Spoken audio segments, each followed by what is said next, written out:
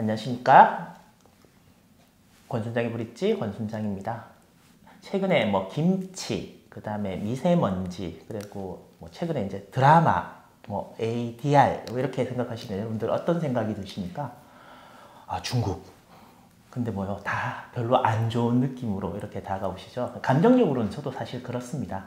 하지만 저희들이 이제 그러니까 중국에 투자를 해서 돈을 벌고자 하는 생각을 갖고 이 채널을 보기 때문에 조금 이성적으로 또 객관적으로 이렇게 볼 필요가 있는 것 같습니다. 그래서 그 부분들에 대해서 오늘 또 소장님을 모시고 한번 정말 중국 투자 어렵다.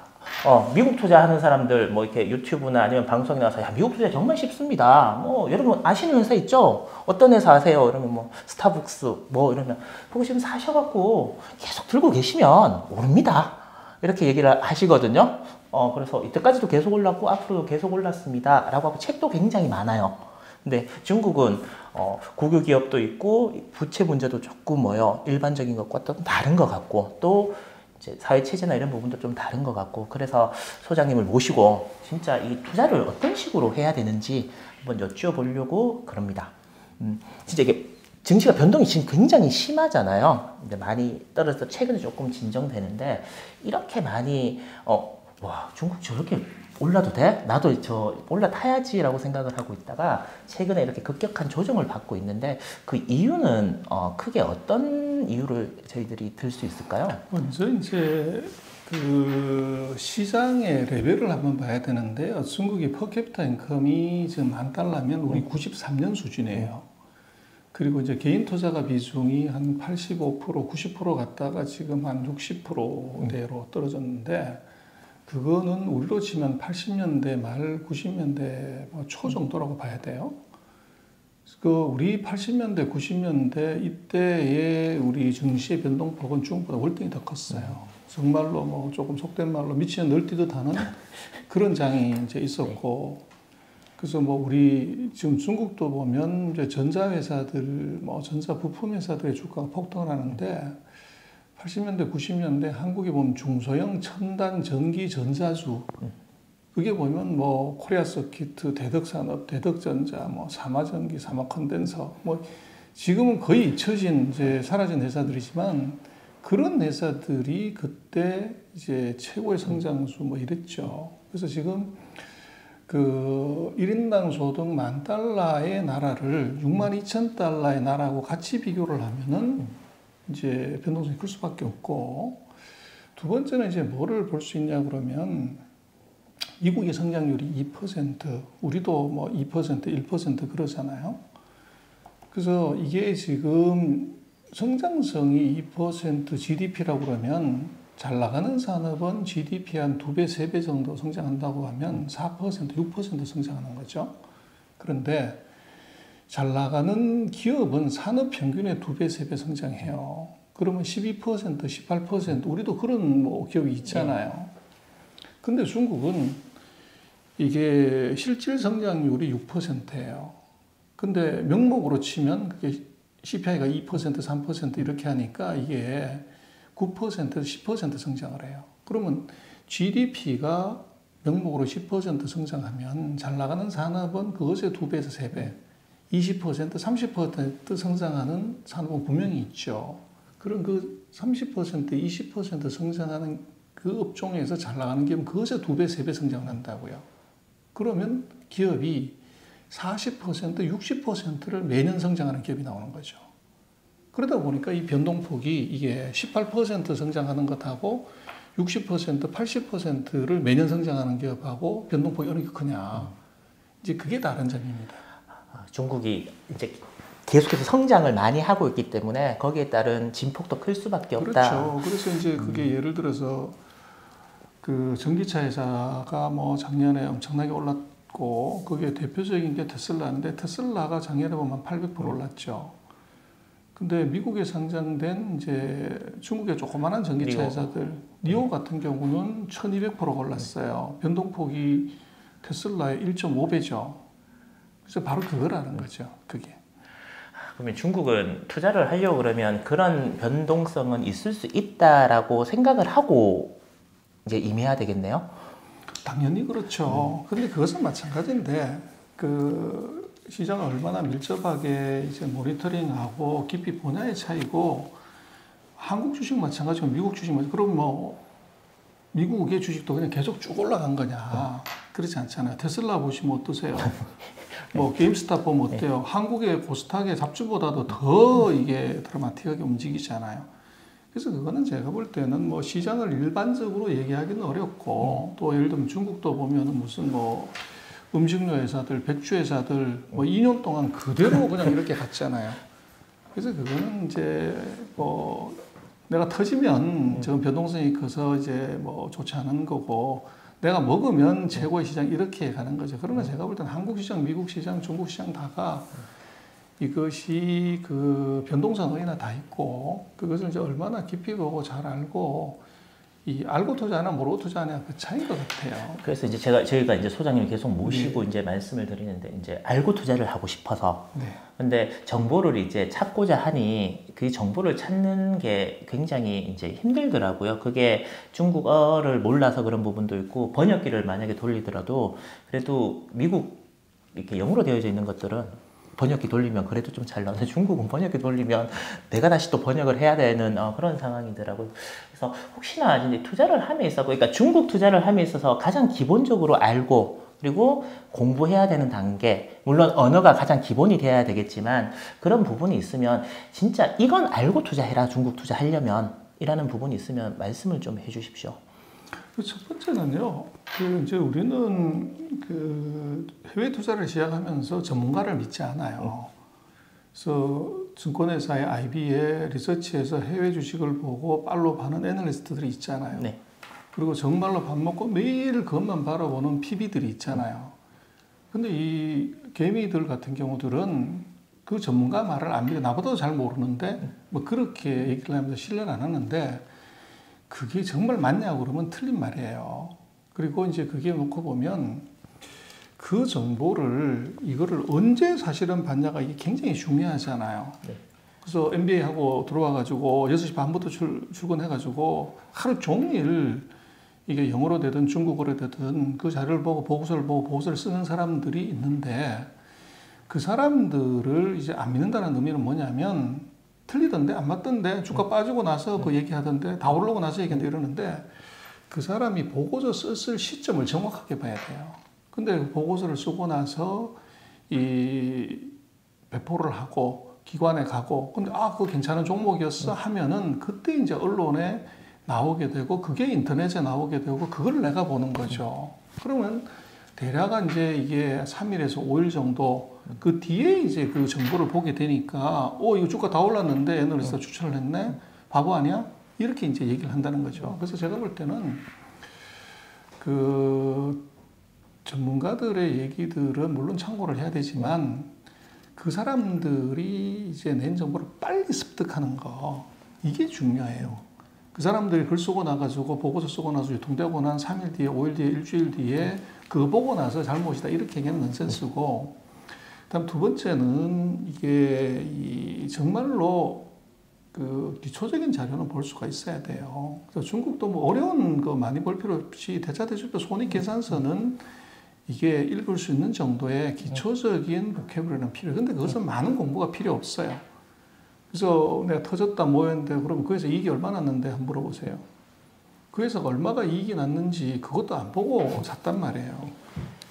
그래 놓고 이게 뭐 국가가 좋아서 무슨 뭐 시장 욕망이어서 이렇다고 그러는데 제가 볼 땐 그거는 아니고요. 그게 좋은 회사 천지고 이게 수익을 내는 회사가 천지인데 그걸 내가 안 보고 노력을 안 한다는 거죠. 그럼 미국도 사실은 마찬가지지만 최근 100년 동안에 이렇게 대형 사고 나서 주가가 폭등한 것은 처음 있는 일이에요.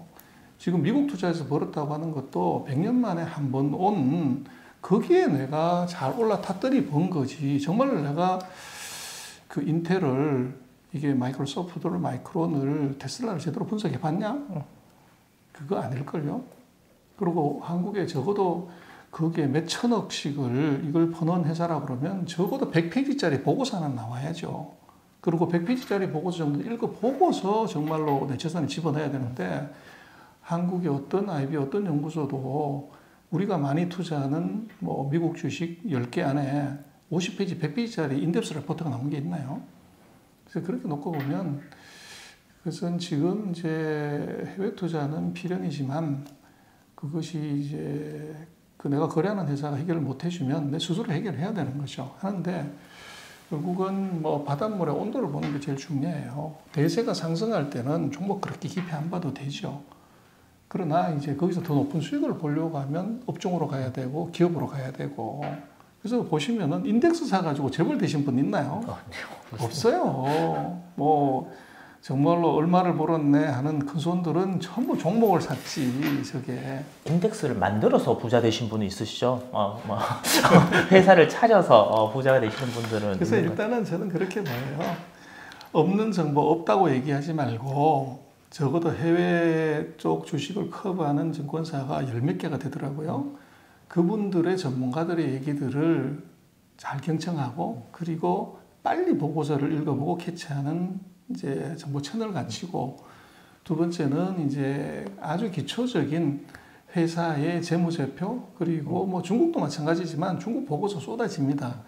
거기에 나온 난 중국 안 돼라고 얘기하지 말고 대차대조표, 손익견사서, 현금 흐름표 그리고 이제 밸류에이션 테이블 그거 정도를 볼 수 있는 기초적인 중국어 단어 한 50개 그 정도를 보고서 나머지 다 숫자니까 그 정도를 보고 나서 판단을 하게 되면 리스크가 줄어요. 그리고 사실은 미국 기업들도 뭐 보고서들 우리가 그렇게 메리츠 모건 스탠 골드만삭스가 그건 클라이언트가 아니면 보고서 안 주잖아요.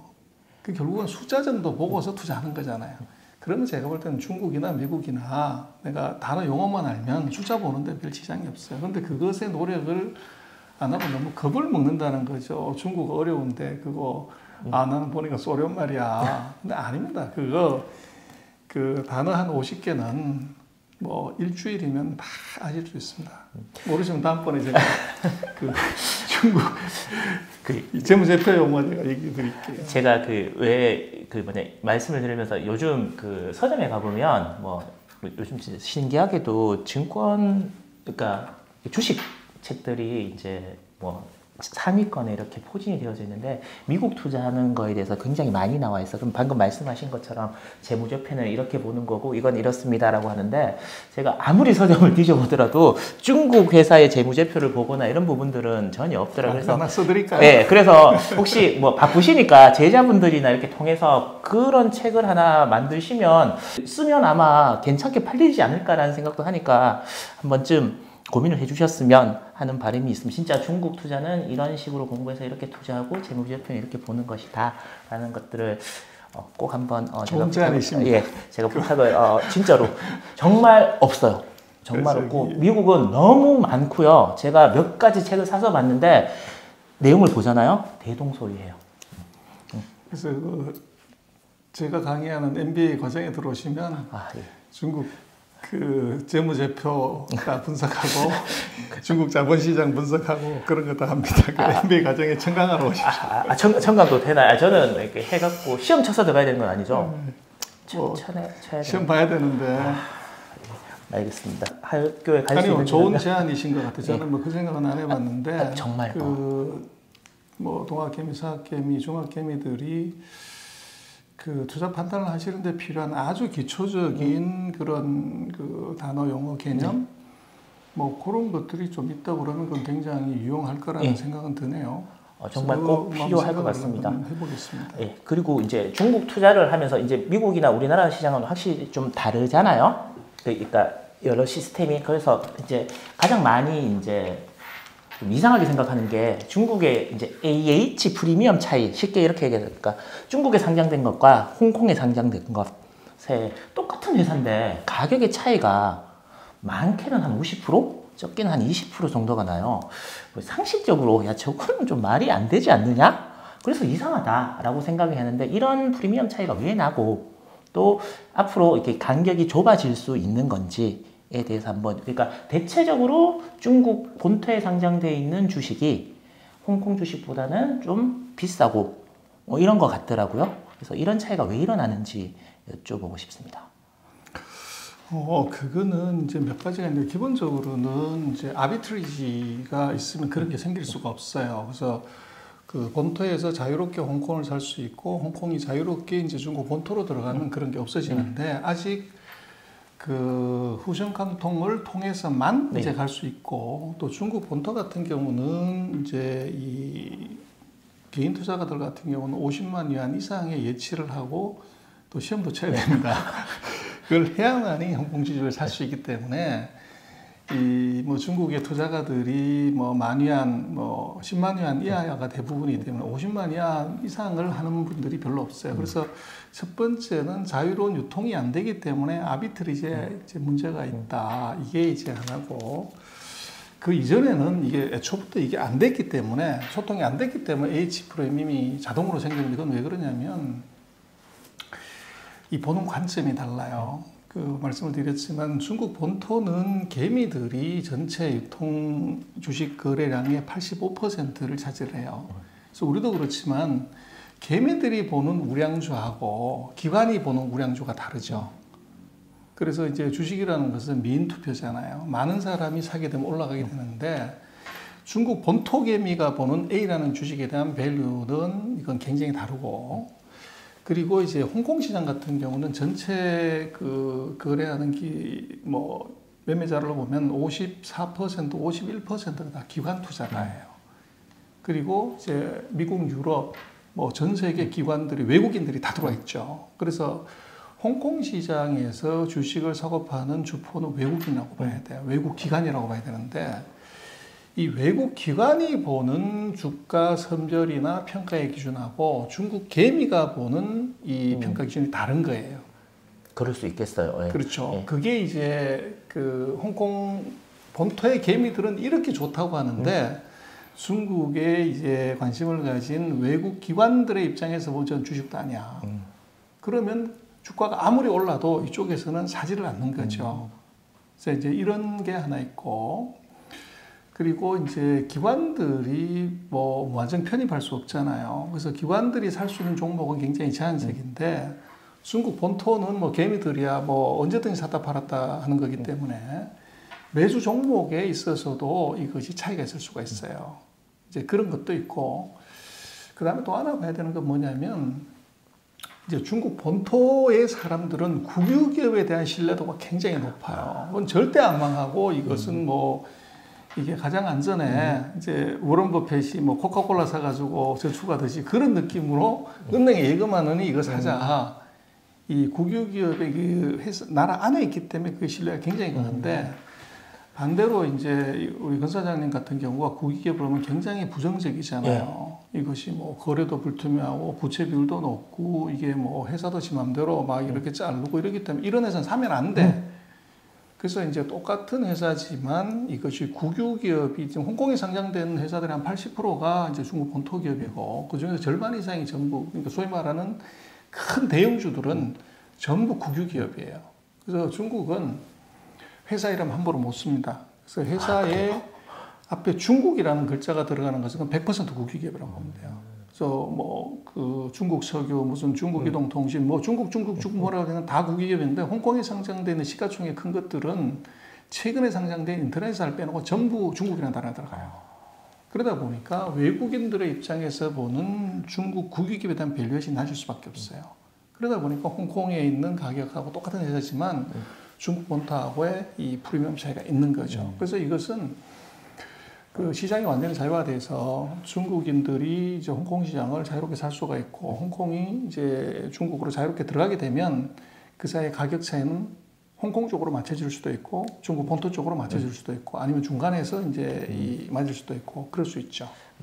그 갭이 저는 왜 여쭤봤냐? 그러니까 그 갭이 만약에 한쪽으로만 맞춰준다 그러면 예를 들어서 홍콩이 더 싸니까 홍콩에 지금 사놓고 기다리면 높은 쪽으로 이렇게 맞춰질 것 같은데 이렇게 양쪽 않을 수도 있다라는 생각을 본토가 역시 폭락해가지고 홍콩에다 맞추면 역시 투자는 그렇게 단순하거나 쉬운 건 아닌 것 같습니다. 제가 홍콩에 사놓고 한 10년 묻어놓으려고 그랬는데 그건 안 될 것 같고요. 아무튼 그것도 공부가 분명히 이제 필요하다는 생각이 들고요. 이건 뭐 조금 결이 다른 질문일 수도 있는데 요즘 이제 막 중국 또 막 대형주가 막 급락을 하고 이렇잖아요.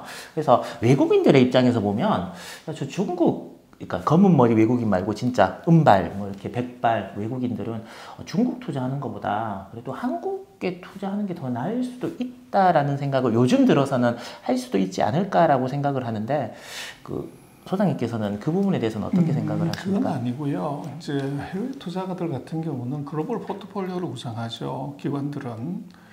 그래서 이제 한국 같은 경우는 두 가지를 봐야 되는데 지금 뭐 반도체 가격이 저렇게 올라간다고 하는데도 한국의 반도체 주식을 외국인이 계속 팔잖아요. 그래서 이거 바보 아니야 이렇게 생각할 수 있지만 이제 두 가지가 있는데 하나는 이 반도체 주식만 사는 것이 아니라 이제 말씀하신 것처럼 한국을 사는데 한국이 결국은 돈은요 성장률이 높은 데서 낮은 데로 가요. 낮은 데서 높은 데로 가고 물은 이제 높은 데서 낮은 데로 그렇죠 반대로 가는데 지금 우리가 세계 평균 성장률 그 GDP 그로스가 세계 평균이 한 3%뭐 그래서 왔다 갔다 하는데 우리가 세계 평균을 못 따라간 지가 10년이 넘어 2011년인가 이후로 우리가 세계 평균 성장률을 못 따라갔어요. 그렇기 때문에 글로벌 포트폴리오를 운영하는 매니저 입장에서는 한국보다도 성장률이 높은 데다가 돈을 갖다 넣는 것이 합리적이죠. 포트를 그렇게 짜는 게. 그게 근본적으로 지금 한국 주식을 계속 팔고 있는 이유 중에 하나고 두 번째는 수급에 관한 문제지만 글로벌 포트폴리오 매니저들은 이제 이 리저널 알로케이션을 하게 돼 있어요. 그래서 돈을 100억 불 들어오면 미국에 50%, 유럽에 30%, 아시아에 20%. 근데 아시아에 20%를 할 때 지금까지는 중국이 그 유니버스 안에 들어가지 않았었어요. 근데 중국이 MSCI 지수에 편입이 되면서 중국 비중이 20%가 30%가 들어온 거예요. 그렇게 되면 똑같은 회사가 5개가 있다가 6개가 들어오면 나머지들이 자동으로 비중을 줄여야 돼요. 근데 이제 아시아에서 에머징 마켓에서 우리가 한국이 가장 큰 비중을 차지해요.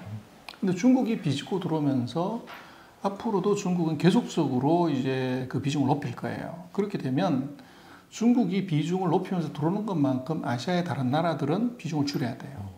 한국이 비중이 가장 크기 때문에 그 비율로 보면 우리가 커야 되기 때문에 우리가 뭘 잘못했고 뭐 이런 게 전혀 없이 이게 그런 그 기계적인 수급 메커니즘 이건 머스트에 관한 규정이에요.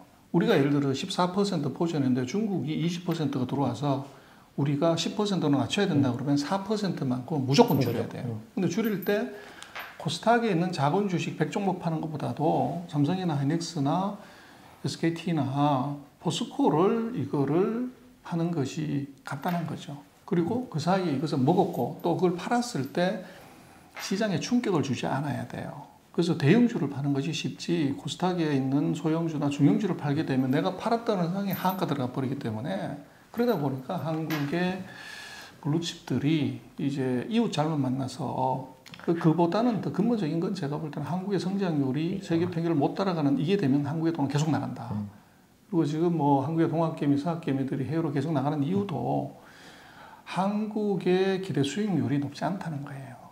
그래서 이제 그것이 근본적인 문제고, 그래서 외국인이 다시 들어올까 하는 문제는 중국이라는 변수를 반드시 감안해야 되고, 그것을 이제 뺀다고 하면 그런 메리트 있을 수 있는데, 지금 뭐 세계는 결국은 포트폴리오를 구성하기 때문에 앞으로도 중국은 지금 뭐 MSCI 비중이 낮기 때문에 계속 더 높일 예정이에요. 그래서 그 리스크가 한국한테 계속 있습니다. 옆에 중국이라는 나라가 있다는 게 때로는 저희한테 굉장히 큰 축복이었고 지금은 조금 어려움으로 이제 다가오는 시점인 것 같아요. 잘 이제 이겨나가야 될 것 같은데 제가 최근에 또 이제 이해가 안 되는 부분이 있어서 한번 여쭤보려고 그랬는데요. 다들 이제 뭐 이제 원화를 기준으로 원화가 앞으로 강세가 될 것이라는 의견이 굉장히 많았는데 최근에는 달러하고 초강세